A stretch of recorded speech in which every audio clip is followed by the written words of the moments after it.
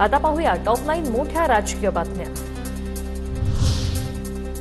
अजित पवार गटाच्या बैठकीला 5 आमदार अनुपस्थित, 2 आमदार आजारी तर 3 आमदार बाहेर असल्याची माहिती।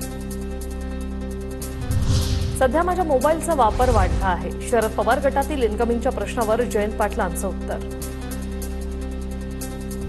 आमचा एकही आमदार कुठे जाणार नाही, सर्व आमदारांचा दादांच्या नेतृत्वावर विश्वास, रोहित पवारांच्या दाव्यावर सुनील तटकर यांचं प्रत्युत्तर।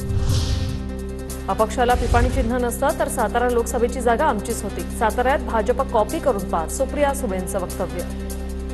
सीट महाराष्ट्रात लढलो, 8 आल्या, मी बघा 8 आणि 9वी, जर ती दुसरी तुतारी नसती ना डबल पिपाणी। अपक्षांना देण्यात आलेल्या पिपाणी चिन्हामुळे प्रत्येक मतदारसंघात शरद पवार गटाला सरासरी 25,000 मतांचा फटका, जयंत पाटलांचं वक्तव्य। दिंडोरी शरद पवार गटाचे भास्कर भगरे जिंकले, मात्र नाव साधर्म्य आणि पिपाणी चिन्हामुळे अपक्ष उमेदवाराला 1 लाखांहून जास्त मतदान। उपमुख्यमंत्री देवेंद्र फडणवीस दिल्लीत दाखल, फडणवीस आजच मोदी आणि शहांना भेटण्याची शक्यता, उपमुख्यमंत्री पद सोडण्यावर चर्चा होणार, सूत्रांची माहिती। फडणवीसांनी केवळ सुळाचं राजकारण केलंय, फडणवीस हे महाराष्ट्राच्या राजकारणातील पुरुष आनंदीबाई आहेत, फडणवीस आज राज्याच्या राजकारणातील खलनायक बनले। संजय राऊतांचा पुन्हा फडणवीसांवर हल्लाबोल।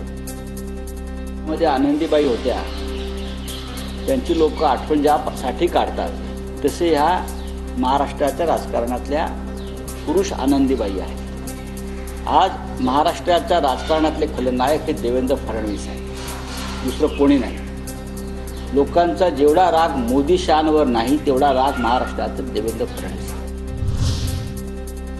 पराभवाची जबाबदारी एकट्या फडणवीसांची नाही तर सामूहिक आहे, फडणवीसांनी सरकारमधून बाहेर पडू नये, राज्यातील सर्व नेते आमदार आणि मंत्र्यांनी त्यांना विनंती केली आहे। चंद्रशेखर बावनकुळेंची भूमिका।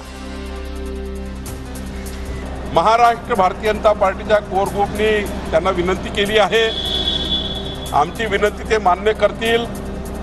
देवेंद्रजी सरकारमध्ये राहूनही संघटनेचं पूर्ण काम करू शकतात, संघटना आम्ही सर्व त्या ठिकाणी आहोत।